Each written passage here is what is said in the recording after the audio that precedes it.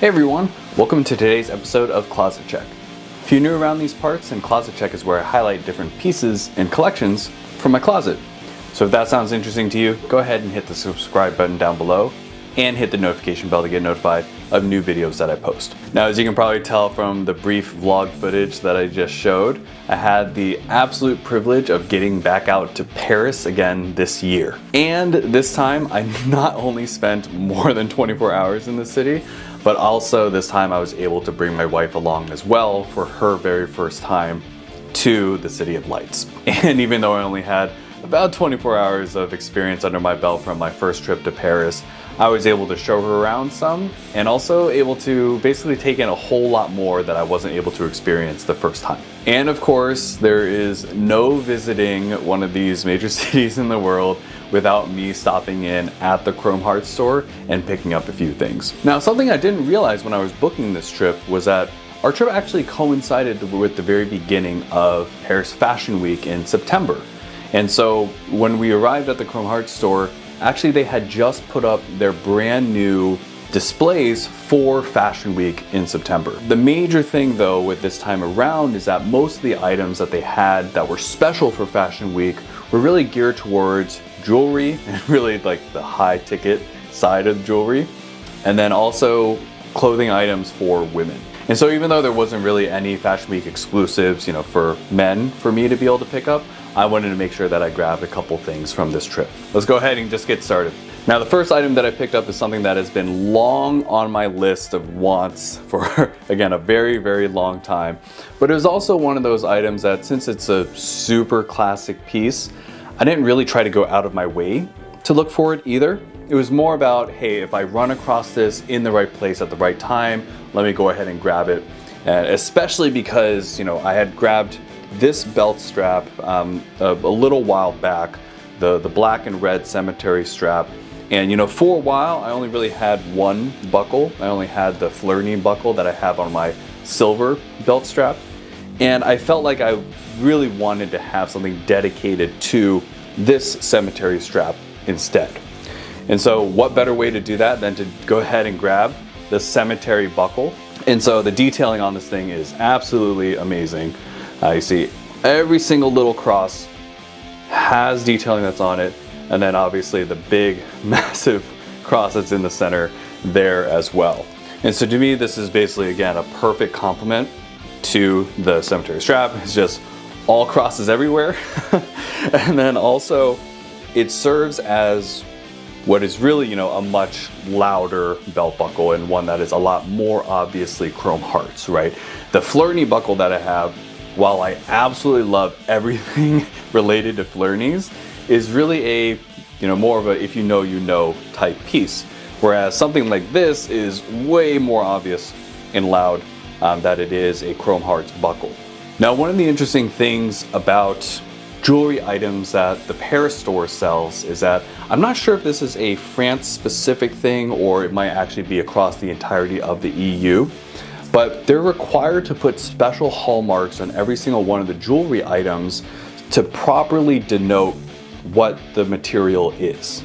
And so, even though every single, silver piece from Chrome Hearts has, it either says 925 on it or it says sterling, this is a much more standardized way of hallmarking and marking the different items. And so because this one did come from the Paris store, it might be a little hard to see in the camera here, but if you take a look at this tiny little thing right there, that is the additional hallmark that was added to this belt buckle to basically prove that it was sold from the Paris store. All right, so the second item that I picked up is this amazing pair of Chrome Hearts denim. And so this one is different from a lot of the other pieces that I picked up because it's actually a completely plain pair. So there's no patches whatsoever on this. So this is, again, their in-house denim. It has the flerknees and also, it has, again, all the sterling silver hardware on it as well. And this is the same Boy Scout wash that my other denim, the one with black and red patches, is. So really, really cool, understated, but also, again, with the flerknee it's interesting as well, and it is a little bit more set apart than, say, their plain carpenters, which, you know, you really can't see much of anything else that's on the leg because it's just a single leg. I figured that it would be a cool thing to add a plain pair to my collection because it's really, really easy to want to put together a lot of chrome pieces into a single outfit, just because the pieces they just go so well together. But at the same time, if you're wearing a bunch of items that have cross patches all over them, it can look a little bit ridiculous. And just like the other Boy Scout denim that I have, they interestingly, again to me still, went ahead and decided to use rhodium plating on all of the hardware. And again, usually in other situations, this is the type of thing that is more reserved for lighter colors.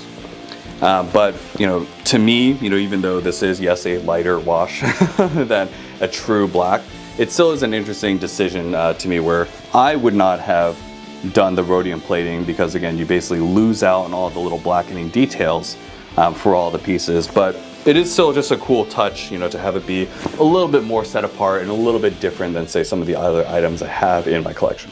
All right, we might as well take a look at these side by side. And so again, this here is my first pair of Boy Scout denim. And then this is the one that has the black and red patches on it. And then you'll notice it does not have the flerknee. It's just a straight leg, plain 5-pocket denim, but again, with all the black and red patches. And again, the hardware is also the rhodium plated there as well. Versus the new plain flerknee denim. And so again, just being able to have two, yes, obviously, two pairs of pants that are the exact same wash, it's a little crazy, a little bit unnecessary, I get it, trust me. But at the same time, I can use them in very, very different ways, right? If I'm wearing items that are not as obviously chrome, I can throw on these pants, you know, with the additional patches. If I am wearing a bunch of chrome already and I want to tone down the pants but still have that little bit of additional detail, then I can do so with the plain flerknees. All right, so the very last item that I picked up from Chrome Hearts Pairs is something that I think, don't absolutely quote me on this, but I think it's new for this year, and it is the flerknee case. So this is an awesome, awesome jewelry case, and again, me being sort of the flerknee stan that I am, was super stoked about seeing that detailing on it. And so this one is in the plain black leather all the way around. And so actually, as part of all the displays that they did do for Fashion Week, they had a number of different variations of this in stock as well. And the other ones had the hair on cow or hawk leather all over it, with some panels that were still in the straight leather in all sorts of different colors. Those were all really cool, but I also felt that, you know, going ahead with the black one was really the best choice for me. Okay, so in terms of details, on the top we have a handle, that pretty cool design where the handle itself is not attached per se to the top. It just has these two little loops, but it still works perfectly there. And then on the front here, as you can see, we got the two dagger zippers along with the scroll label. So here's your silver for this particular piece. So let's go ahead and open this thing up. And on the inside, it actually has two really interesting inserts that are part of it. So first off, you have the one that's on the top that's actually attached to the lid. And one of the coolest and probably more unnecessary things about how this works is that this is actually attached by magnets. And so this pouch comes straight off just like that. On the back side, it has the two magnets that you can see. Front side has the little cross patch, and then it has the little zipper pull that's there. And then really, it just attaches to the magnets that are in the back here. So just a really, really cool, I absolutely would not have thought to create the lid like this with a removable pouch like that.